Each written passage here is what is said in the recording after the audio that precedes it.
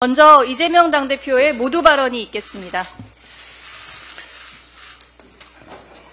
보호무역, 관세로 대표되는 트럼프의 미국 우선주의 파고에 세계 시장이 요동치고 있습니다. 금리, 물가, 환율, 소위 3고 공포가 덮치고 있습니다. 정교한 맞춤 전략이 필요할 때입니다. 중동 지역의 정세 불안, 미국산 에너지 가격 하락 전망 등 다양한 요인을 종합적으로 고려한 한미 간의 에너지 협력을 검토해야 됩니다. 팬데믹을 대비한 바이오 협력, 그리고 글로벌 네트워크 전략에 고심하는 미국과의 통신 협력, 인공지능 산업 분야에서의 표준화 협력, 그리고 전 세계 주목을 받고 있는 K컬처를 중심으로 세계 문화를 선도해온 미국과의 문화 협력도 중요합니다. 민주당은 이상 5개 분야를 중심으로 한미 경제 협력을 강화할 수 있도록 경제안보위원회를 설치하도록 하겠습니다. 덧붙여서 트럼프 당선인이 주장한 러시아 우크라이나 전쟁의 신속한 종결을 적극 지지합니다. 전쟁이 장기화되면서 엄청난 인명피해는 물론이고 우리뿐만 아니라 전 세계가 고물가 그리고 고물가와 에너지 분야의 고통을 겪어왔습니다. 하루빨리 해소해야 합니다. 정부 여당의 살상무기 지원 운운하는 것은 정말로 상황을 오판하는 것입니다. 절대로 안 됩니다. 트럼프 당선인은 해리스 후보와 토론 당시에 대북 관계 회복 의지도 피력했습니다. 세 차례나 북한과 직접 회담한 경험도 있는 만큼 한반도와 동북아의 긴장 완화, 평화 조성을 위한 트럼프 당선인의 적극적 역할을 기대합니다. 앞으로 우리 민주당이 월급쟁이 문제에 좀 관심을 갖기로 했습니다. 그동안 정부 정책은 주로 특히 세정 정책은 봉급 생활자들을 소외해 왔습니다. 기업들이나 초부자에 대한 감세는 많이 했는데 봉급 생활자들은 사실상 증세를 당해왔습니다.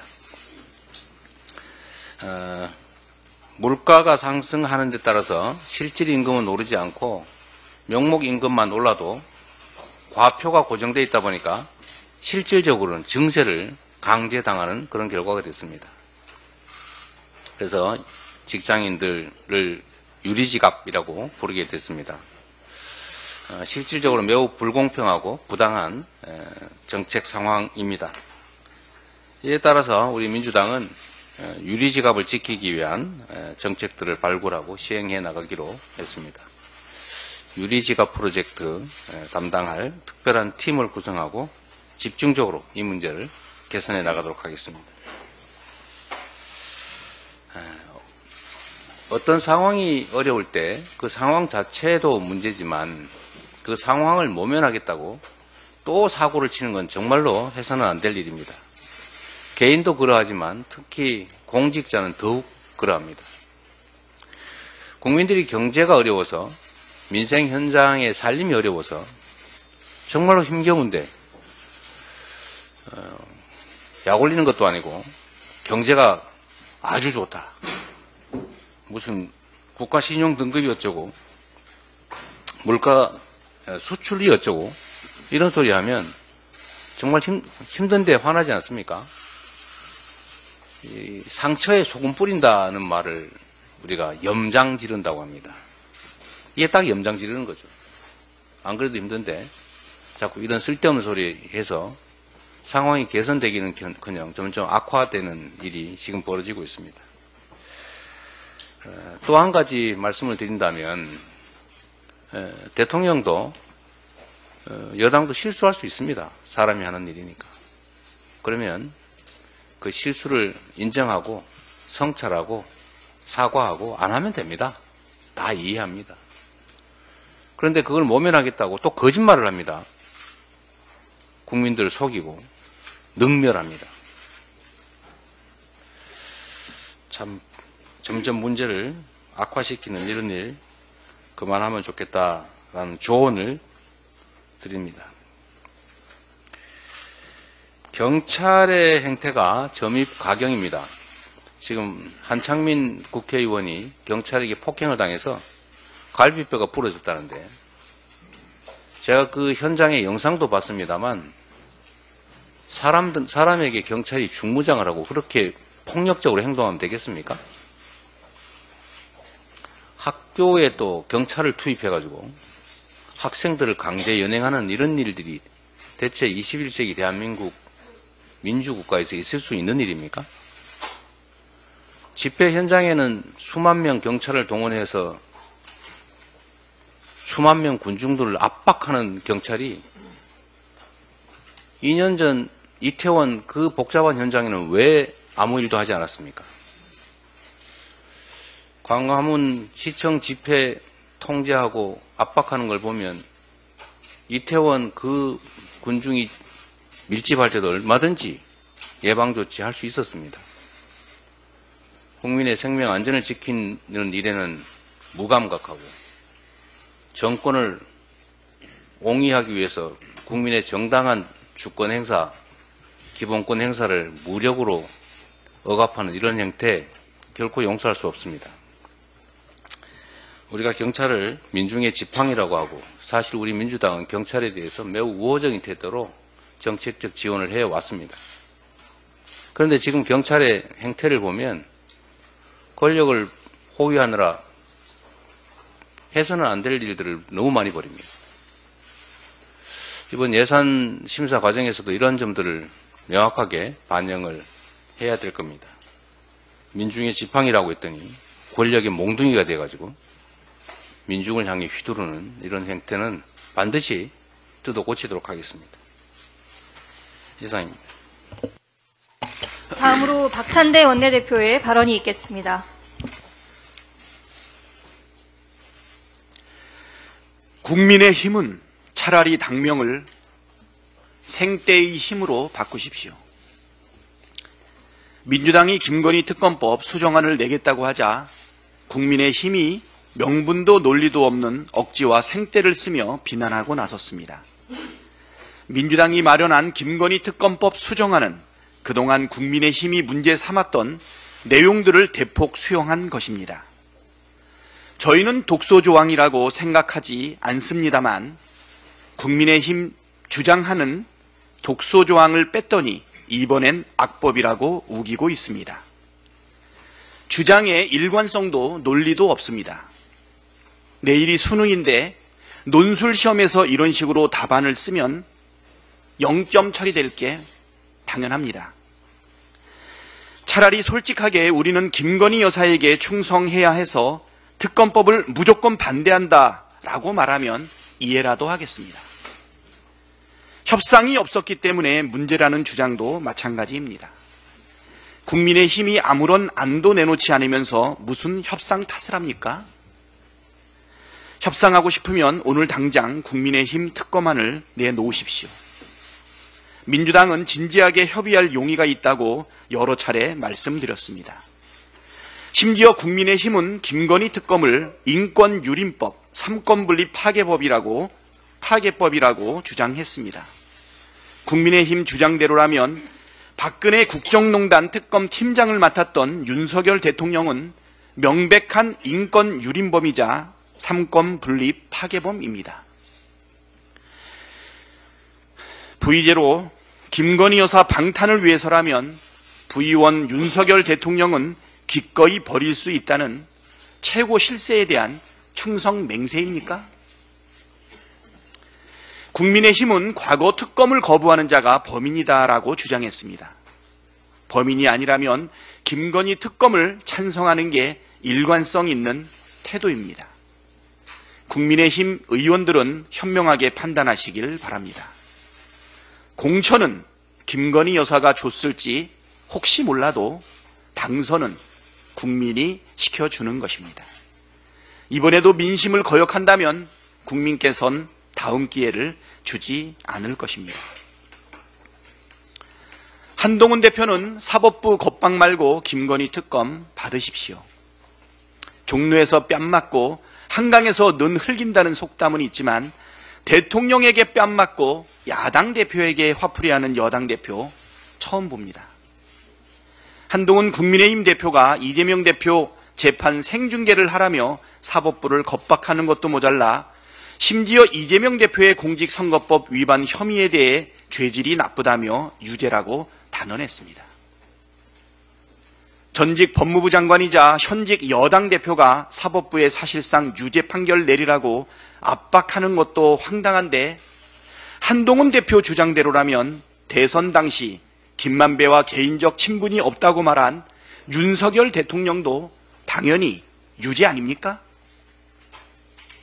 혹시 대통령 선거 결과를 부정하고 싶어서 야당 대표를 걸고 넘어지는 겁니까? 뺨 때린 윤석열 대통령을 비판하고 싶은 거면 윤석열 대통령은 대단히 재질이 나쁘다. 대통령 자격 없다고 직접 비판하면 되지 뭘 이렇게 소심하게 말을 빙빙 돌립니까? 집권여당 대표가 죄질이 나쁘고 자격 없는 대통령 눈치나 보면서 엉뚱한 데에 분풀이하고 있으니 나라 꼴이 이렇게 엉망인 것입니다. 한동훈 대표는 사법부 겁박 그만하고 민심에 따르겠다는 말이나 지키십시오. 지금 확고한 민심은 김건희 특검을 받으라는 겁니다. 야당 대표 재판 생중계가 아니라 김건희 특검 브리핑 생중계 요구가 국민 눈높이에 맞고 민심에 따르는 길입니다.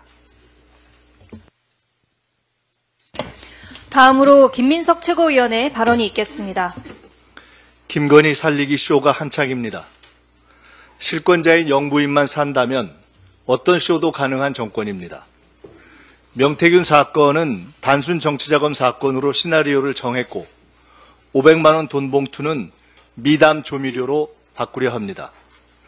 검찰이 김 여사 도이치 건을 전격 부실 기소하여 재판에서 터는 비장의 플랜 B 깜짝 카드도 검토 중이랍니다. 더 이상 커버가 어려운 여사 라인 일부 정리와 총리 교체 준비도 재개했고 이태원 무방비 경찰은 없던 능력을 끌어모아 시민 압박, 폭력 유발, 공안정국 조성 작전을 시작했습니다. 모든 기획은 김건희 실권 유지로 통합니다. 지은 죄를 묻어주고 국고 털이와 실세 노릇을 허용하는 모든 쇼는 범죄 은닉입니다.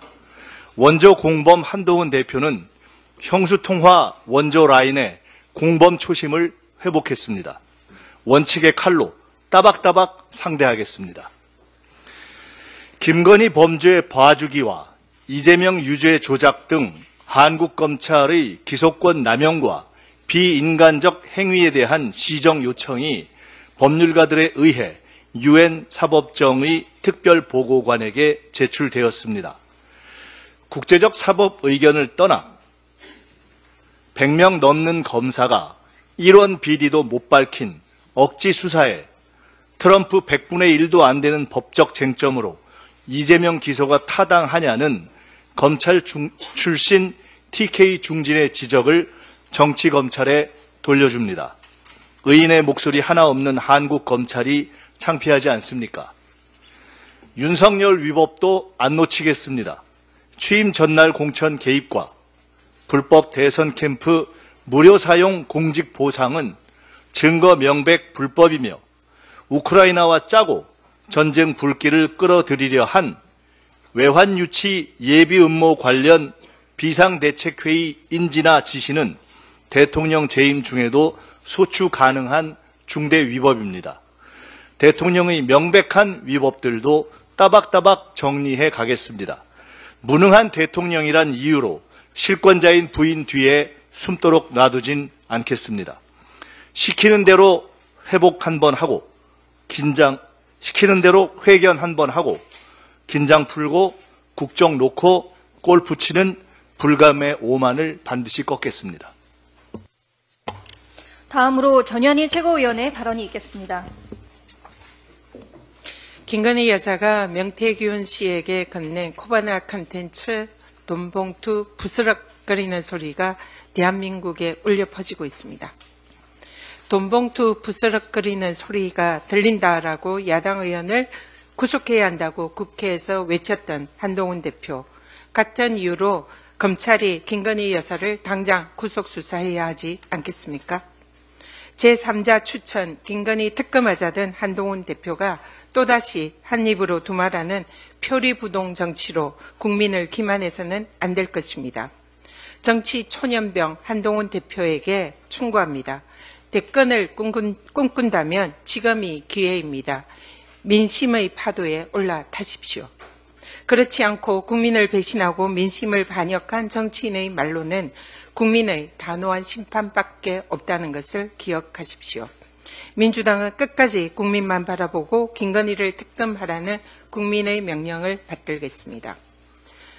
검찰은 예상대로 윤석열 대통령의 기자회견 수사 가이드를 그대로 받아서 명태균 씨 구속영장에 정치자금법 위반 혐의만 명시했습니다. 사실상 김영선 전 의원의 세비 반띵과 지방의원 예비 후보들의 공천 헌금 정치자금법 위반 수사만으로 꼬리 자르기를 하겠다는 겁니다. 윤석열 대통령의 공천 개입 자백 육성은 허공에 날릴 속셈입니까? 명태균이 대통령에게 전달한 81회 공짜 여론조사에 대한 감사의 대가라는 윤건희 부부의 국회의원 공천 범죄도 김건희 여사 뇌물 핸드백처럼 사라질 판입니다. 검찰의 맹탕 구속영장은 봐주기 허탕 수사만 하겠다는 국민을 향한 분탕질 영장입니다. 박근혜 전 대통령은 공천 개입 범죄로 윤석열 검사에게 수사받았고 징역 2형을 선고받았습니다. 그 결과 국민으로부터 탄핵당했습니다. 심우정 검찰총장이 윤석열 대통령이 자백한 탄핵 범죄 혐의를 고의적인 직무유기로 덮는다면 국민과 민주당은 반드시 그 책임을 물을 것임을 경고합니다.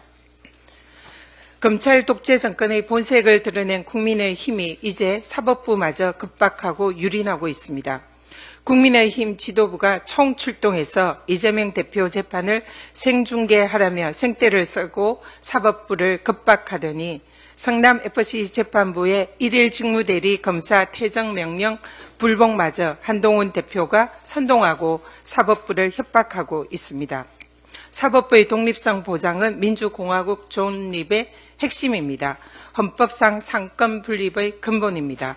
지금 검찰과 집권 여당이 권력의 힘을 자랑하며 사법부를 급박하는 것은 민주주의의 기본 가치를 짓밟는 것입니다.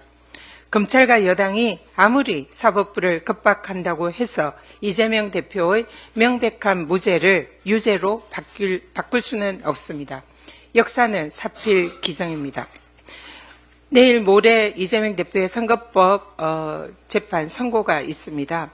간략하게 이재명 대표의 선거법이 왜 무죄인지 명확하게 말씀드리고자 합니다. 공직선거법은 당선 목적 허위사실 공표의 대상은 신분, 학력, 경력 등 개인의 신상에 관한 내용입니다. 모든 허위사실을 처벌하는 것이 아니라 선거법에 규정된 한정된 사실에 한해서 허위사실 공표를 처벌하는 것입니다. 그중에서 이질적인 요소가 하나 있는데 행위에 관한 허위사실 공표를 처벌하는 것입니다.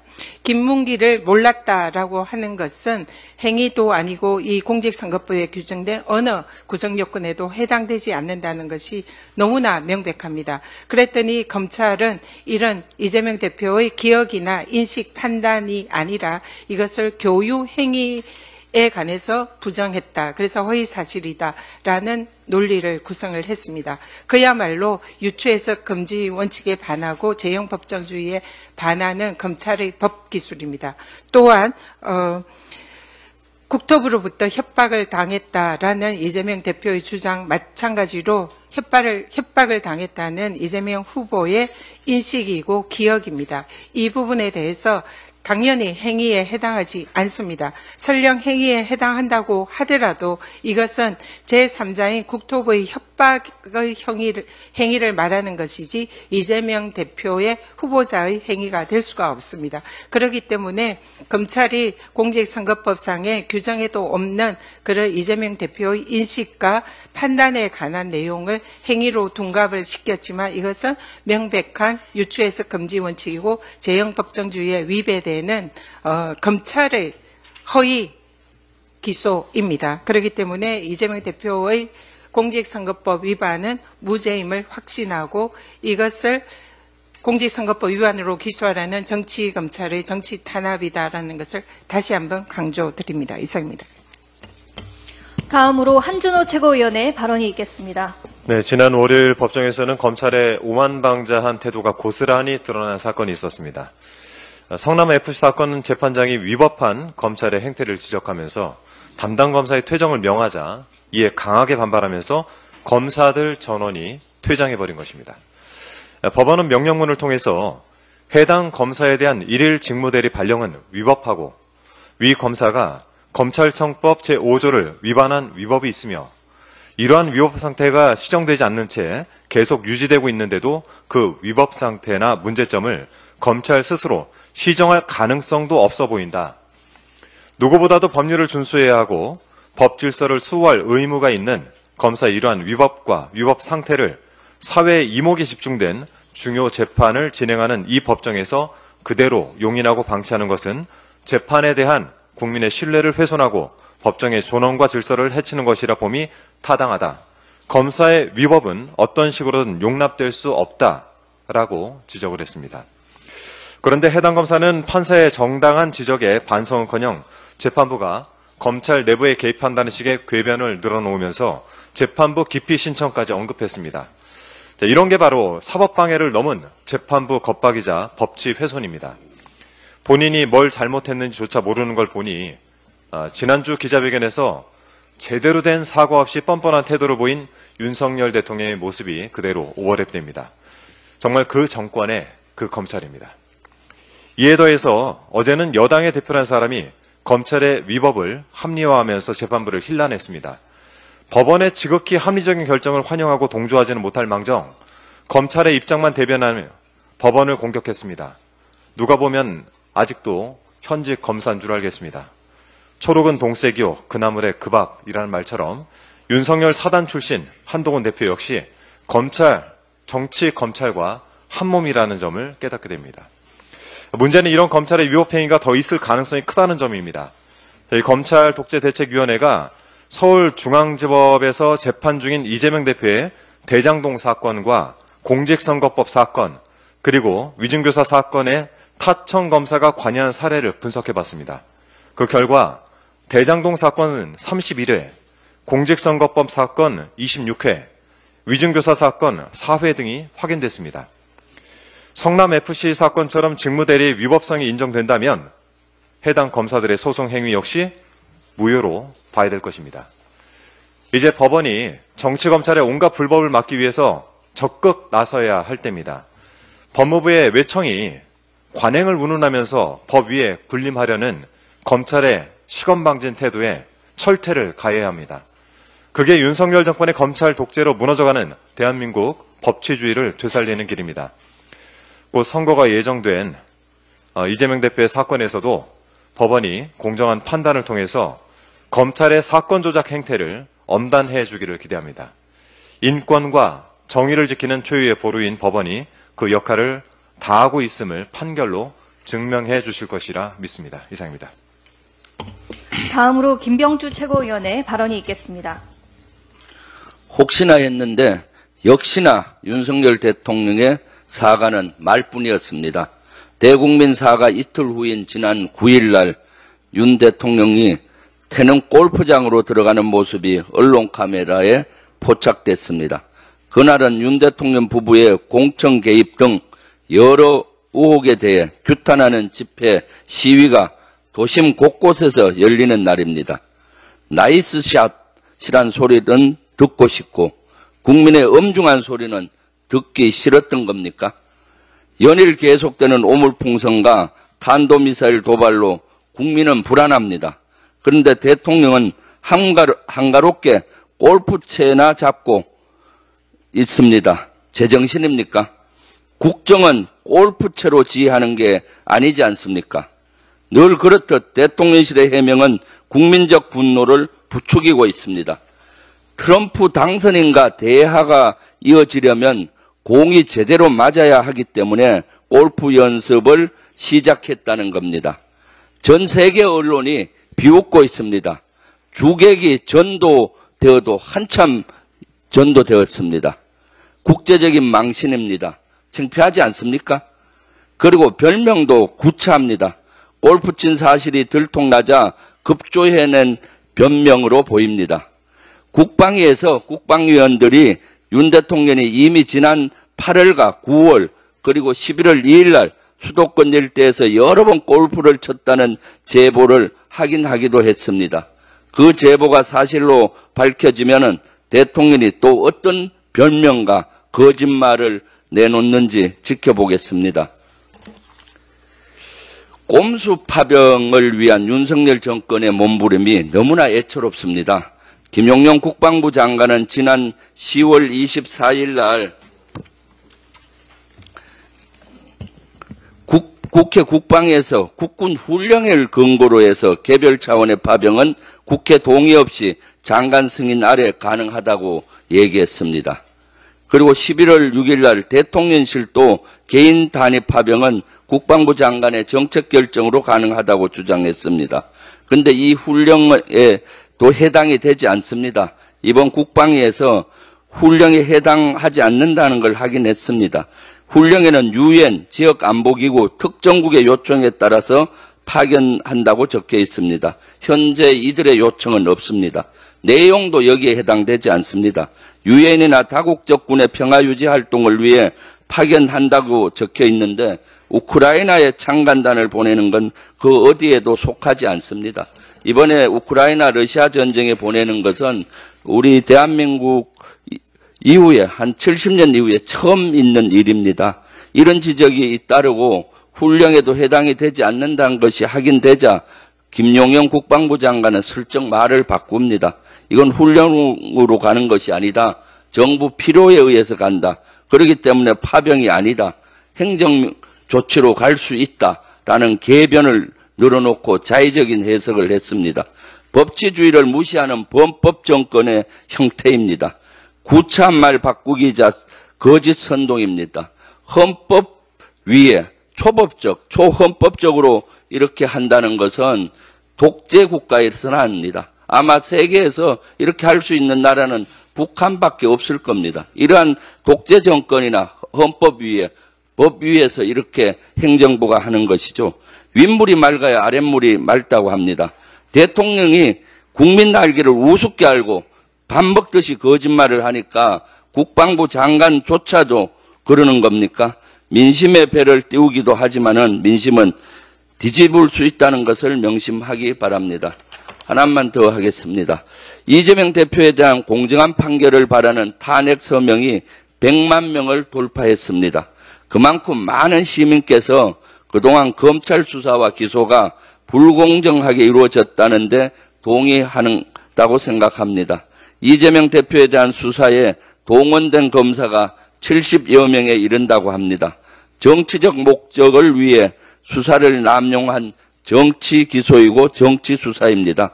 공정하게 수사해야 할 때 검찰이 그 본분을 망각한 것입니다. 유력 대선 주자를 향한 정치적 탄압으로 볼 수밖에 없습니다. 100만 명 탄원은 단순한 숫자가 아닙니다. 국민의 분노와 절박함을 담은 목소리입니다. 정의를 향한 간절한 외침입니다. 이를 놓고 재판 생중계를 운운하는 것은 유력 대선 주자에 대한 흠집내기에 불과합니다. 재판부의 공정한 판결을 통해 법치주의와 민주주의가 바로 서길 기대합니다. 이상입니다. 다음으로 이현주 최고위원의 발언이 있겠습니다.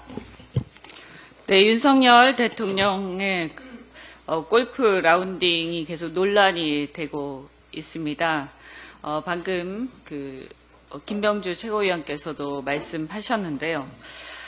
이 윤석열 대통령의 골프 라운딩이 문제가 심각한 것은 첫째, 그 대국민 사과를 했다고 하는데 그 사과가 진정성 없는 거짓 사과였다는 점에 문제가 심각하다고 생각합니다. 국민들이 영부인의 여러 비리 의혹이라든지 이런 것들에 대한 특검 요구가 빗발치고 탄핵의 위기까지 몰리자 어쩔 수 없이 사과는 하기는 하는데 이것이 마음에서 전혀 우러나지 않은 사과였다는 점입니다. 즉 말해서 자 사과했으니까 됐지. 자 됐으니까 이제 골프나 치러 가겠다. 이런 태도 아닙니까? 그래서 이것은 결국 또 다른 개사과 골프이고 진정성 없는 대국민 사과였음을 셀프 인증한 셈입니다. 또한 그 이후에 이 사과가 거짓이었고 결국에는 골프가 전후에 있었다라는 것이 드러나니까 어떤 거짓말을 했느냐? 트럼프 당선을 대비해서 연습하기 위해서 했다라는 거짓말을 한 거 아닙니까? 그런데 이게 왜 거짓말이냐? 방금 김병주 최고위원도 말씀하셨다시피 이미 트럼프가 당선되기 이전부터 골프 라운딩을 해왔다는 것이 드러났습니다. 그러면 이것은 뻔한 거짓말인데 이런 거짓말을 어떻게 둘러댑니까? 저는 이러한 행태가 사과의 내용에서도 우리가 너무나 뻔한 거짓말을 봤지만 이 사과 이후에 벌어지는 라운딩을 둘러싼 거짓말들이 윤석열 대통령은 그야말로 거짓말투성이 거짓말쟁이 대통령이다. 개사과 대통령이고 거짓말쟁이 대통령이다라는 것을 알 수가 있습니다. 국민 공복으로서 완전한 자격 미달입니다.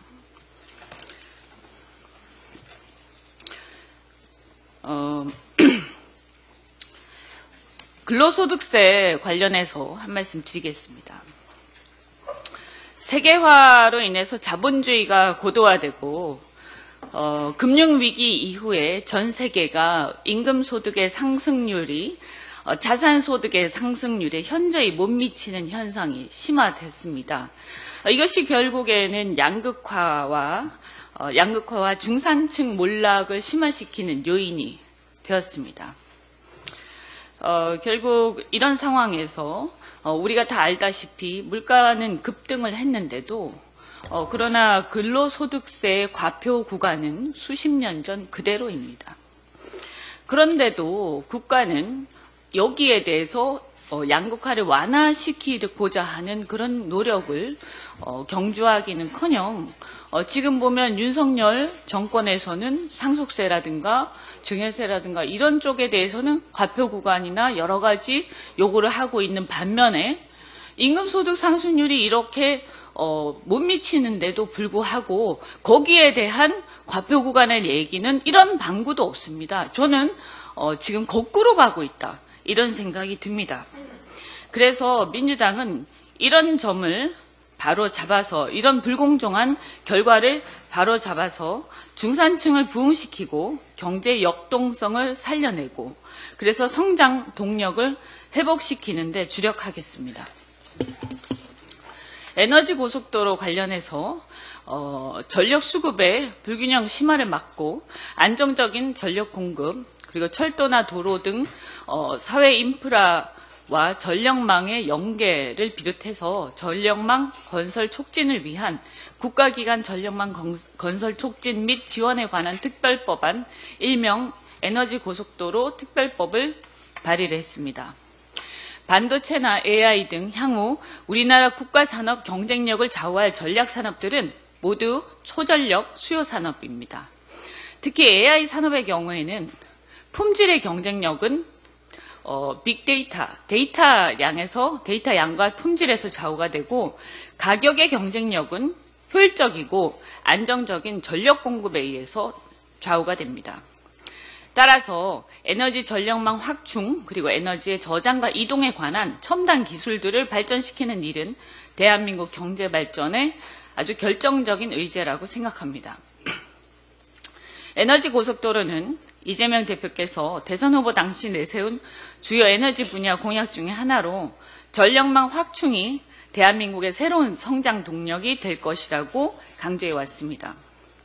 선진국은 송전망 확충을 국가적 현안으로 인식하고 과감한 제도 개선을 통해서 경쟁적으로 국가 역량을 쏟고 있습니다.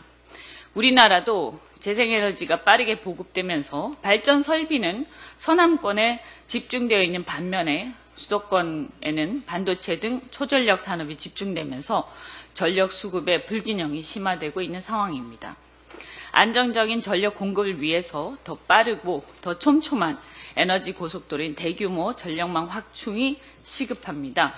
아울러서 향후에 스마트 그리드를 비롯한 선진국형 전력망 확충이 더욱더 시급하다고 보입니다. 우리 민주당은 에너지 고속도로의 확충을 통해서 신속하고 촘촘한 전력망 건설을 통해서 국가 첨단 전략 산업의 경쟁력을 강화시키겠습니다. 이상입니다. 다음으로 주철현 최고위원의 발언이 있겠습니다. 지난 10월 30일 최고위에서 제가 지적한 대로 수원지법 성남지원이 이를 직무대리라는 불법 발령을 고수해온 정승원 검사에게 퇴정명령을 내림으로써 무도한 윤석열 정치검찰에게 철퇴를 가했습니다. 사필 규정입니다. 법원의 결정을 적극 환영하며 검찰의 다른 불법 행태에 대해서도 추상 같은 단죄를 기대합니다. 반성은 못할망정 집단 퇴정으로 법원의 정당한 결정에 항의한 검사들의 사법법 모독과 이를 두둔한 한동훈 대표의 재판 개입을 강력히 규탄합니다.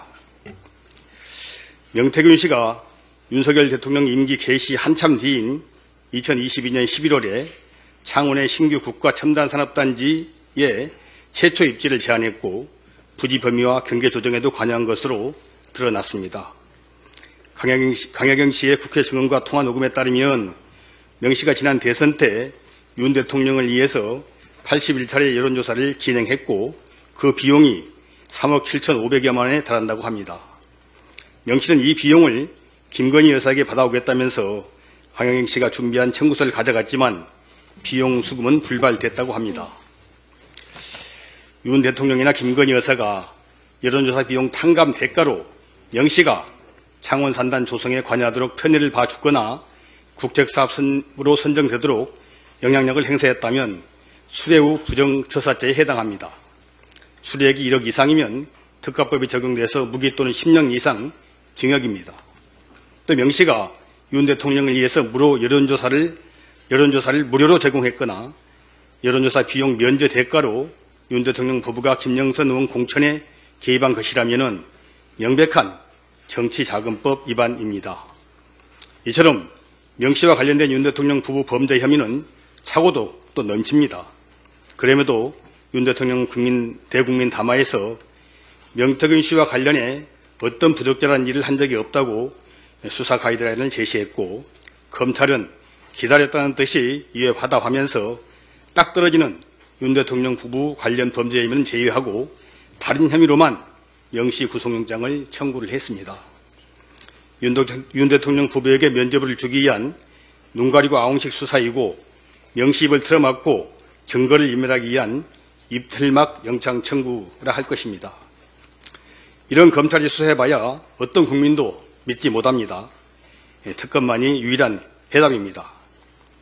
윤 대통령은 김건희 여사를 감싸느라 전임 대통령 부인들까지 소환해서 나라 망신을 시킬 것이 아니라 김 여사 특검을 당장 수용하시기 바랍니다.